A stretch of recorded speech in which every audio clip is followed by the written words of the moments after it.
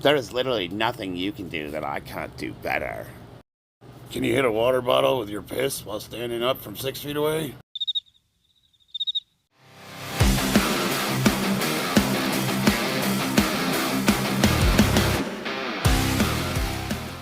Okay, so I haven't done a video like this in a few days, and the reason why is because I had an idea for what I wanted to talk about, but I really wanted to make sure that I had a cohesive thought presentation for you, and it's taken me a few days, and I've written a couple of outlines, and I was supposed to present this to you while painting figurines or doing artwork, but I need to address the elephant in the room. Where's my Warhammer? For all the guys that joined me when I started doing Warhammer critiques and that kind of stuff, where's the artwork you promised us? Where's the figurine drawing? It's been nothing but weightlifting. Well, I got a problem I'm dealing with. I can barely hold a pencil.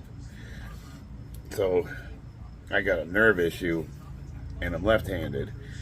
And the only way I can draw or paint is if I wear this brace, which holds my wrist, because otherwise I hold, like, as soon as I grip something, I just can't hold on to it. Now with this brace I can, but this fork literally feels like it weighs 20 pounds, and I'm getting cramps in my forearm. So unfortunately, I just haven't been able to put together enough footage of me drawing or painting figurines to make a presentation that lasts more than 2 or 3 minutes. So I have a doctor's appointment today, and we're working to figure out where it's pinched. I've got some kind of a weird neuropathy going. Now, it happened in this hand too. I had my ulnar nerve pinched, and you know, the cause was supposedly I fell asleep at my workbench and it pinched the nerve. But the doctor was saying that, you know, you can fall asleep funny on your arm and it can pinch the nerve, and it can take a day for you to get your feeling back. But we're going on, you know, this has taken weeks now, and this has happened twice, so there's something else going on.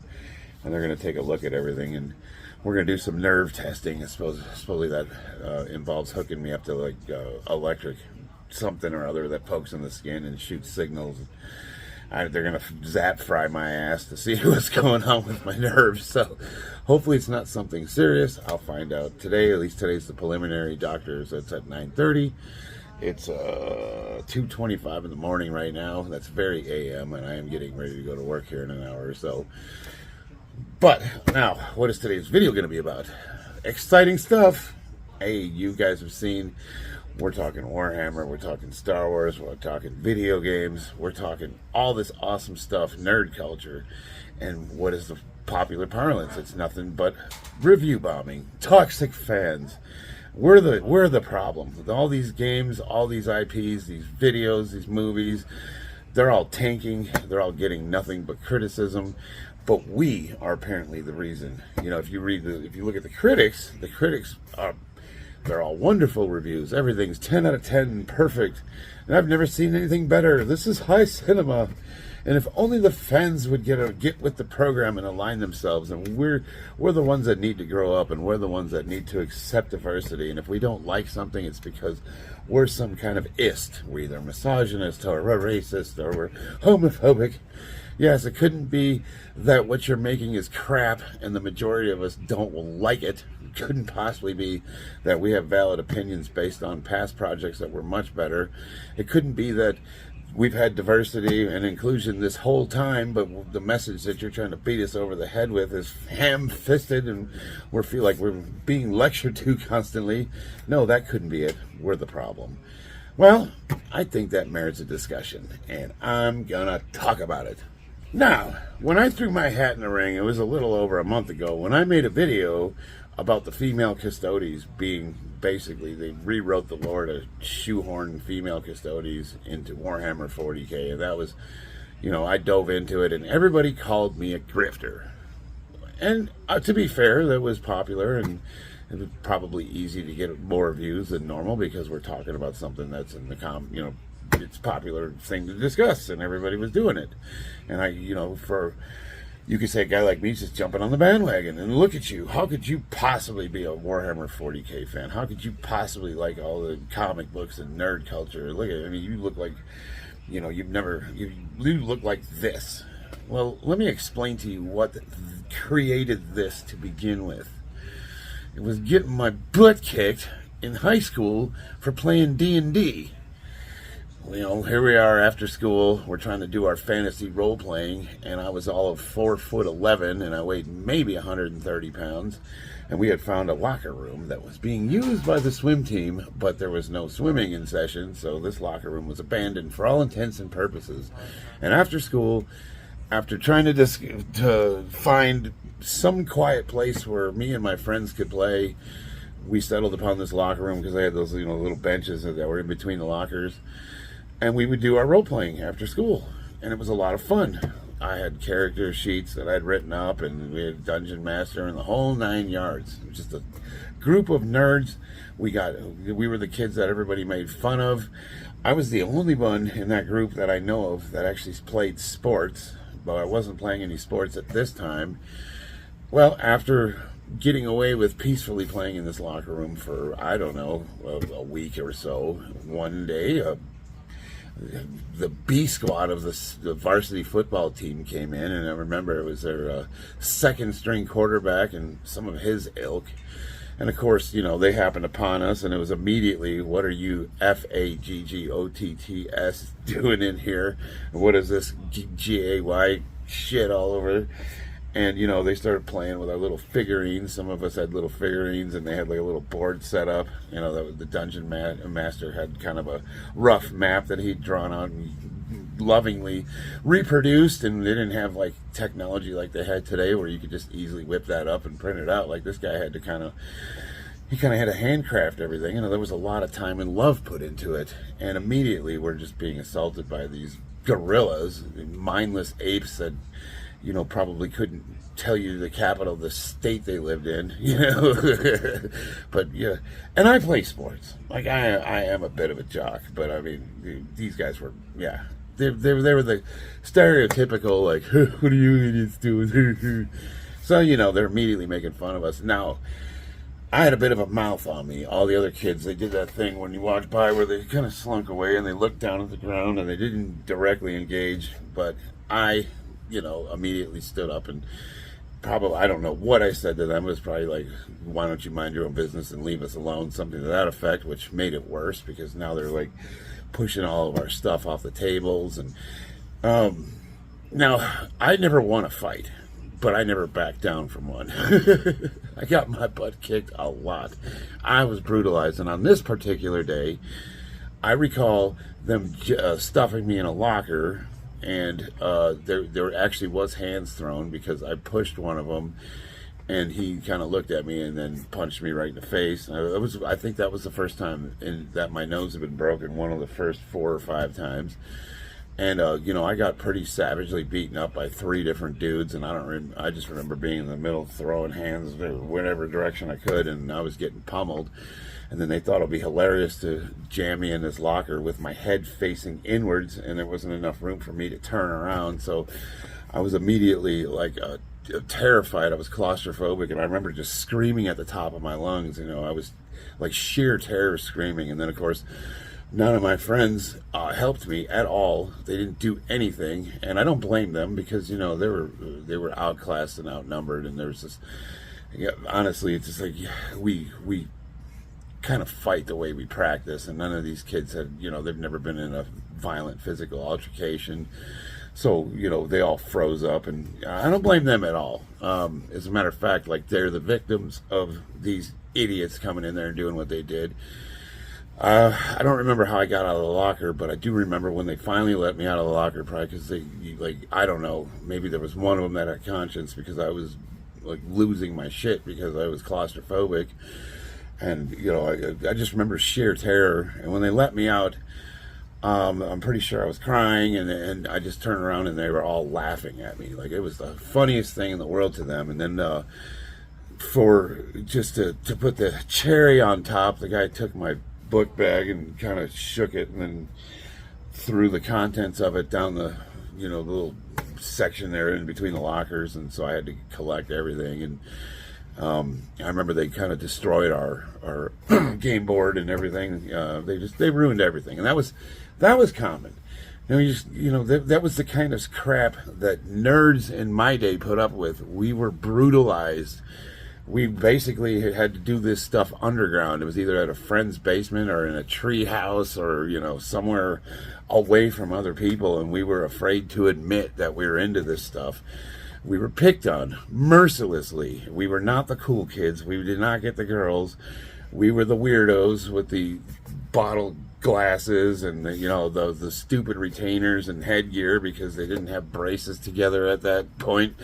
It was like a Forrest Gump with his magic legs. That was the level of technology you had to deal with. So if you were a kid, and especially, God forbid, like a freshman or sophomore in high school, and you had to wear one of these devices, you were just viciously mocked and brutalized. And some of the kids thought it was hilarious to just perform acts of abject violence and, things that a grown adult would probably go to prison for, and we were subjected to it. I remember getting stuffed in a garbage can. It was one of those big cement ones that was bolted to the ground, probably so people couldn't tip it over, except for I was in past my waist, so only my feet were sticking out, and I didn't have the physical strength to push myself out of it, so I was literally stuck in this garbage can with my feet dangling, again, terrified, screaming, and by the time I don't remember who helped me out of that, but of course, once they did, it was covered with filth, and they were all just standing around laughing. And I was the shortest kid in my class as a freshman. I was 4'11". Obviously, I grew. Now, what is the point of all this? Well, part of my problem, maybe an attribute, if you will, was that I never backed down from a fight. I had this mantra that you could do whatever you wanted to me, but you'll never shut me up. So I probably invited some beatings I didn't need to take, but I felt like I was the defender of my friends, and I probably took a lot of beatings for them. I was their proxy, if you will. Looking back at it today, it's like if I would have just shut up and went with it, it probably wouldn't have been as bad for me. But I'm proud of the fact that I never backed down. Even though I never won a fight, I certainly didn't back down from one. And, a lot of kids, they punch you in the face, and it really didn't even hurt that hard, even if you were bleeding. And I would mock them, be like, is that all you got? Yeah, don't do that when there's three of them. Yeah. But the whole point I'm trying to make is, again, the reason why I am this way is probably because of those formative years. And, now that all this stuff's cool, now that it's all popular media, Lord of the Rings on Amazon, Star Wars was bought by Disney, and now that, everybody's a fan, now Warhammer's gaining traction, and, it's really cool, and Henry Cavill, and, I'm not a shill. I sat quietly and watched something I grew up with and was beloved devolve into this DEI nightmare, and it was like the last holdout. I'd already lost all the other IPs I loved, all the comic books, all the movies. I'm watching them all go downhill, and I finally said, enough's enough. I'm giving my opinion, and I was called a shill because there's no way a guy that looks like you could possibly be a real fan. Yeah, and then, so, that's why I've been showcasing my artwork and my figurines, so you guys can see that I actually do this stuff, and that's very much a part of who I am, and I'm proud of it. Now, nerd's a term of endearment. Now, it's cool to be into nerd culture. You see everybody with anime stickers on their vehicles, and everybody's sporting, like, the Mandalorian trunks, and, it's just whatever. Well, back when I was growing up, you didn't sport any of that stuff without expecting to be mocked and ridiculed. So, yeah, we are a little bit salty, and maybe we're a little bit protective of these IPs that we grew up with, because you know what? We were savagely brutalized. And now that is cool, and all the cool kids are getting on board, and they're trying to change it all to make it for modern audiences. Now that we're sharing our opinions, we're getting brutalized again. Once again, we're being told that our opinions don't matter and we need to shut up. And you know what? I grew up taking beatings for this crap, so you're not going to tell me my opinion's not valid, especially now, especially to a bunch of people that don't even consume the product and couldn't tell you the first thing about it and have never read a book, and all they've done is maybe watch a couple of shows on Amazon, and they get on Twitter to pontificate their wonderful opinion about how I'm transphobic because I think Marines should all be men based on the lore. I earned my stripes, baby. And one of the common things that they're talking about is what's called review bombing. That's where someone like me will watch something and I decide I don't like it, so I'm going to intentionally leave a negative review, a 1-star, and you can, I don't know, does that happen? Yeah, absolutely. But review bombing also happens for people that really like it and they want to fight against people that they think are just leaving negative comments to be spiteful. So review bombing happens in both directions.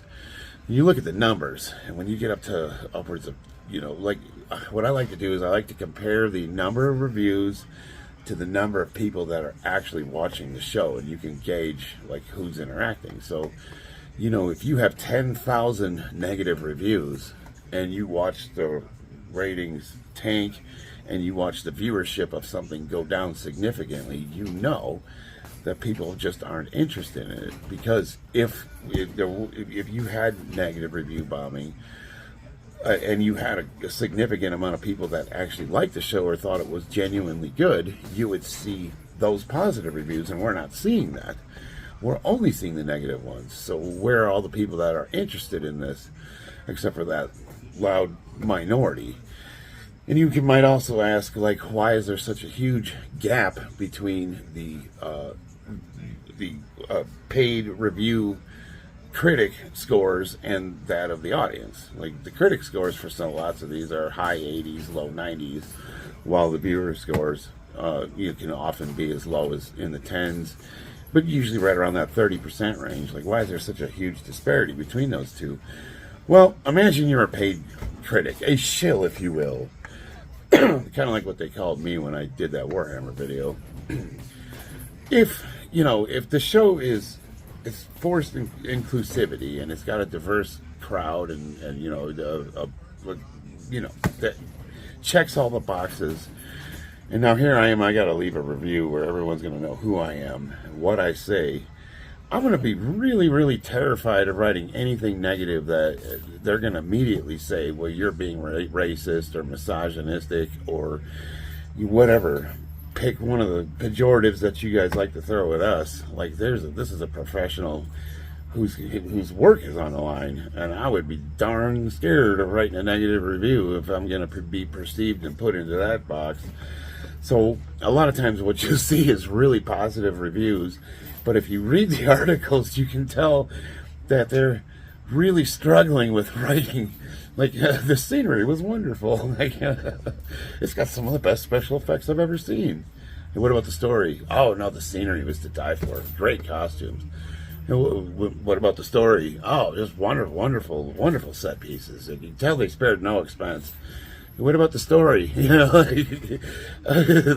They find anything they could possibly say that's positive, but they're just dancing like Muhammad Ali around the elephant in the room, in which is that the story sucks. The reason why the tomato meter for the audience is so low on these is because the audience hates it. Now, that's where they say the fans are toxic. We would have much higher reviews if it wasn't for these toxic fans. There's nothing more toxic than a Star Wars fan. No, we just know what we like. Now, here's the problem. Come here. Star Wars, yeah, Disney, come here. You had a built-in fan base where like 70 to 80% of your demographics were men, most of them around my age. 40s, early 50s, late 30s, people that grew up with this stuff. We love it. There was tons of us. You could have made money hand over fist if you had written something that we like. But instead, no. You had to check all these DEI diversity boxes, and you had to try to ham fist all this crap in there, the modern message, if you will, and then try to present it in a way that, you thinking that we wouldn't say anything and we would just buy it hook, line, and sinker. And we might have. Had you also hired some decent writers and showrunners and put together a product that was actually well written and presented in a way that was palatable. But instead, what you made was a message that was clobbering us over the head and telling us how awful we were, and if we said anything negative, you just called us names, and it was basically I don't really like the new Star Wars. Well, you're obviously racist. Why? Well, because the show, the star is black. I keep seeing that, but I've been specifically looking for the racist posts, and I haven't found one single one of them. And this is the other thing, is you get they throw these terms out there and they blame us, but they don't have receipts. They don't show any links to any comments, or they maybe find one or two out of thousands. Yes, I'm sure one or two out of thousands are actual racists, are actual homophobes, are actual bigots. But then you point to one post and then you say, aha, see, they're all this way. No. You know that's nonsense. You know that's bullshit. Because look at a show like Arcane. Two diverse strong female characters, and it was one of the best animated shows I've ever seen in my life. And I had no problems with any of the diversity messaging. Why? Because it was a good story, and it was well written, and they put a lot of money into the production, and it was just crisp. We really liked it. Yeah, so imagine, and then for you to say that you just don't want women in your spaces? Are you kidding me? We love women in our spaces. Goes all the way back to Red Sonja. That was like the first one. And you got Sarah Connor, you got Ripley from the movie Aliens, Princess Leia. I mean, there was tons of strong female characters, and they were always awesome, and we always couldn't wait to see more. And the other thing we wanted to see was very attractive women lead characters. And I'm thinking like, what's her name? Kate Beckinsale from Underworld, and things like that. There's tons of awesome female characters. And you say we don't like them. No. We don't like what you're doing to them. You're making them mannish. You're making them ugly. And then you're saying that the male gaze is problematic because we're using them. Basically, we're commodifying women, as sex objects. I'm going to say it. That's true. Yep, 100%. Yeah, when I want to indulge myself in my fantasy, I get to experience that fantasy every way I like, and I want to play video games where Lara Croft's got big old bitties and jiggle physics, and she's hardly wearing anything, and instead you got this, whatever this is, that's offensive, and I don't know, I just don't understand why there's this push to make us all like this anthropomorphic masses of goop that are androgynous and have no sexuality whatsoever. But the flip side is that there's no standard for men anymore, so we're allowed to objectify men all we want, absolutely 100%. So it's just this weird like puritanism that's been inserted into the modern media, and if anybody says anything about it, we're problematic and our voices are silenced and we're called a bunch of names. That's usually the go-to, is just label us, some kind of an ist or phobe, and then tell us we're wrong. But here's the deal. We might be, but we're still the majority, and if you don't get us back, you ain't going to make a dime. Have you noticed that these shows aren't making any money? I wonder why.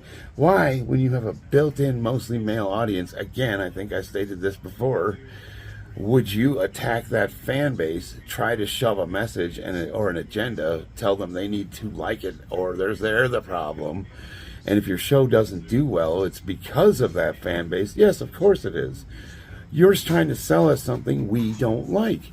And then when we leave an opinion stating why we don't like it, we're review bombing. So that's your way of saying that our opinions don't matter. Not only are we wrong, but our opinions don't matter. And if we leave an honest opinion, but it's not something you like, it's review bombing. That's basically what it is. It's all nonsense, and you're doing it to every IP. I've thought about this long and hard, and frankly, I'm sick of it. I think that we're making progress, and we're all starting to speak up. We're starting to realize what the game is. We're starting to realize why they're doing it. And we're starting to see the power we have, because all of these franchises are tanking across the board, and they're just continuing to hemorrhage money, much to my delight. The sad thing is like, I don't want to see them all go bankrupt. I don't. No, here's the problem. It's like they do believe that like somebody that likes Star Wars, for example, watches a show like The Acolyte, which is horrible. I don't even need to leave a review. You can just watch hundreds of them that explain all the problems with that show. But they think that we want them to go bankrupt and go out of business. When no, if you really read the messages, what we're yearning for is good stories. We want you to tell a good story. We want our old universe back. We want to lose ourselves in this fantasy world just like the good old days. And the good old days weren't that good. I think that the reason why the prequels are you'll look back upon so fondly now is because of how horrendous your story writing is. You have made a product that is so bad that questionable stuff from my childhood is now high cinema in comparison. Think about it. Oh man, and we appreciate you for that. Yeah, we really do, because I remember as a kid when the prequels came out, I was like kind of scratching my head with all the politics. I'm like, this isn't this. I just want to see lightsabers, and then they redeem themselves at the end. Yeah, Darth Maul, baby. Oh man, no, it's just it's just a dumb argument, and you guys are missing out on being able to print money if you would just accept the fact that no matter what kind of social programming you do, no matter how much of your message you try to ham-fistedly beat us over the head with, you're not going to re-engineer us and make us all of a sudden like things we don't like. Up until now, we've been quiet about it. So you've got this loud vocal minority that has taken over Hollywood and all pretty much media across the board because we've been too quiet to really say anything, and they're loud and they're obnoxious and they cancel people, and if you have a differing opinion, they want to see real harm done to you and your family, and that's really, really sad. I mean, imagine like really, really wanting somebody to not be able to provide for his family because he doesn't like the same things you do. Think about that. You just, all this, oh man, they've called me some interesting names, let me tell you. But if we all stand up, we have power in our voices because we are the majority, and there's nothing they can do about that. If they want our money, they're going to have to tell a story that we want to pay to see or listen to or whatever, And you see it. You see glimpses of it, like Top Gun. Top Gun came out, and it was a nostalgia trip that really wasn't objectively that great of a movie, but because it didn't have any of the DEI crap in it, and it was just a movie you could go watch, get some popcorn with your kids, and watch cool fighter stuff without feeling like you're being lectured to, it grossed over $1 billion. Imagine what you could do if a movie was actually good. Holy crap. I don't know. It's a lot to digest and a lot to think about, but, frankly, I'm sick of being blamed for your crappy product. You know what I mean? And it's just not going to work anymore. I don't know when it ever worked. I think it worked online. It worked to change the opinions on Twitter, maybe back in 2017, 2018. But now that it's 2024, even if you do change all the opinions on Twitter, it's still not going to make you any more money for your show, and it's not going to bring more seats into those theaters. People are just not interested. We're sick of the message. We're sick of your crappy writing, and we're sick of you, basically gaslighting us and telling us that we're the problem, that there's something wrong with us when we are the majority, and we are not going anywhere.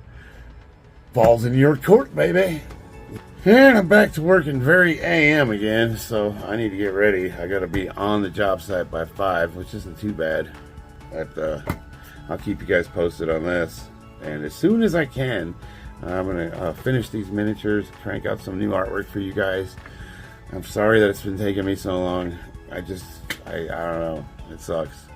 But I love you guys, and I will see you on the battlefield.